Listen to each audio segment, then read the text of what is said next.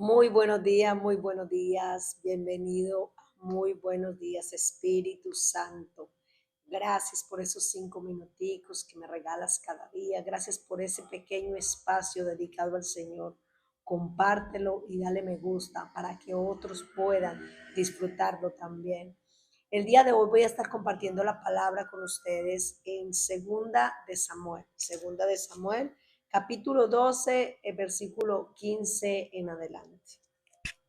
Y Natán se volvió a su casa, y Jehová hirió al niño que la mujer de Urías había dado a David, y enfermó gravemente.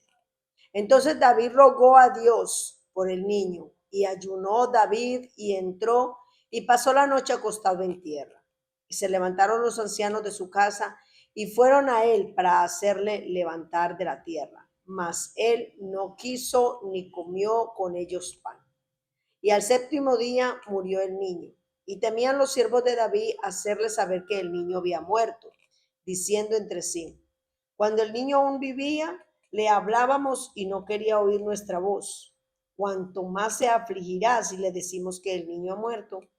Mas David, viendo sus siervos hablar entre sí, entendió que el niño había muerto, por lo que dijo David a sus siervos: ¿ha muerto el niño? Y ellos respondieron: ha muerto.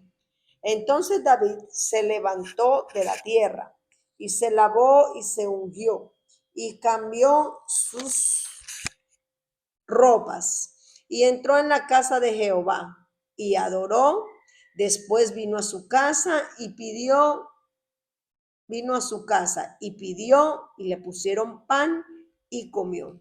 Y dijeron sus siervos: ¿qué es esto que has hecho?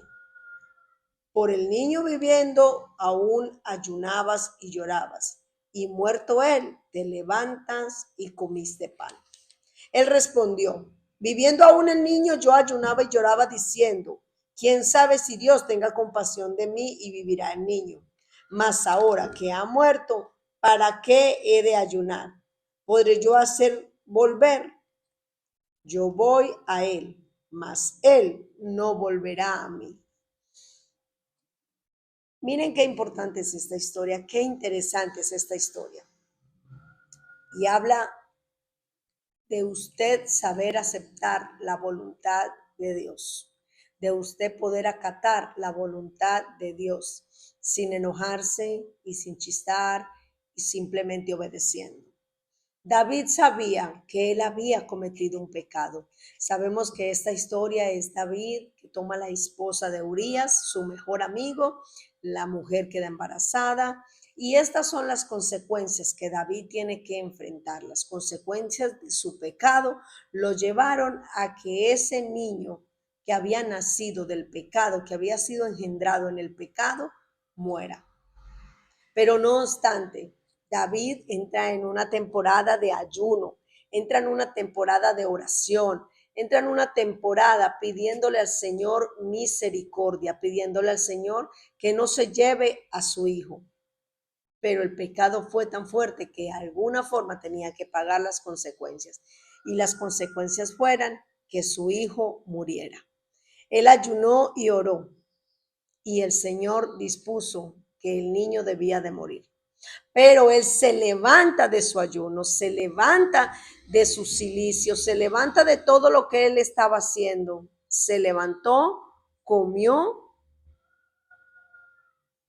y hizo de cuenta como que nada hubiera pasado.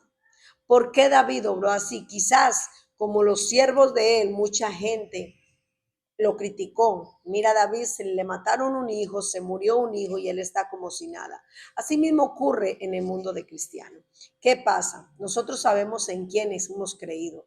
Nosotros sabemos al Dios que le servimos. Nosotros sabemos que aunque venga la adversidad, tenemos a un Dios que está delante de nosotros. El Señor en este momento castigó a David, pero David siguió hacia adelante. Él no se detuvo a culpar a Dios. Él no se detuvo a juzgar a Dios. Él no se detuvo a preguntarle a Dios por qué a mí. No, él por lo contrario, él dice la palabra que fue y adoró a Dios. ¿Qué hacemos nosotros cuando nos llega a nuestra vida una circunstancia que nosotros somos sabedores que nosotros no la buscamos? Hay circunstancias que llegan a nuestra vida, hay desiertos, hay pruebas que llegan a nuestra vida, hay momentos de dificultad que llegan a nuestra vida, que fueron provocados por nosotros mismos. No todo es culpa de Dios, no todo es un desierto que Dios te ha mandado. No, no todo es culpa de Dios. A veces la desobediencia de nosotros nos lleva a cometer errores que después el Señor tiene que darnos una pequeña lección para que entendamos que no podemos ser desobedientes delante de su presencia.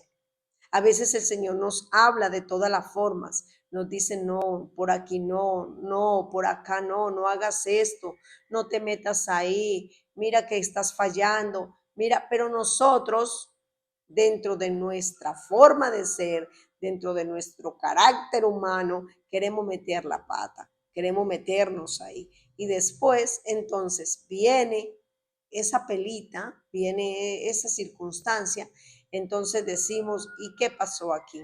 No somos conscientes, no aprendemos a admitir, Señor, yo me metí y hacer como David. Amén, Señor, recibo lo que tú me estás mandando, recibo este desierto que tú me estás mandando, porque entiendo que fui yo quien se metió aquí. Entiendo que fui yo quien quiso estar de terca, de desobediente y me quise meter aquí. Porque Dios nos habla de muchas formas para advertirnos de las circunstancias. Dios nos habla de todo con una persona, nos manda a decir, o Él no se nos revela y nos muestra, o nos manda un sueño. Hay muchas formas de Dios hablar. Y Él nos habla y nos dice, no, no, así no es. Pero nosotros venimos y nos metemos porque creemos que nosotros somos los que sabemos, porque creemos que somos nosotros los que tenemos que hacer como nosotros queremos. Hoy yo te invito que aún en medio de la dificultad, aún en medio de la prueba, aún en medio de la adversidad, aún en medio de ese ser querido que tú has perdido, aún en medio de esa circunstancia de enfermedad que estás pasando, aún en medio de todo momento dificultoso que tú estés pasando ahora, tú alabes a Dios, tú glorifiques a Dios. Tú no sabes qué Dios quiere conseguir con esa situación. Y mientras más tú te quejas, más extenso se te hace ese periodo. Mientras más tú gritas, más extenso va a ser y más dificultoso. Aprende a alabar a Dios en medio de la circunstancia. Aprende a alabar a Dios en medio del desierto. Y tú verás cómo ese desierto poco a poco se va a ir desvaneciendo. Porque el Señor mismo te va a sacar de ahí cuando vea que tú aprendiste a amarlo, a adorarlo y a agradecerle en medio de cualquier circunstancia. Dios te bendiga.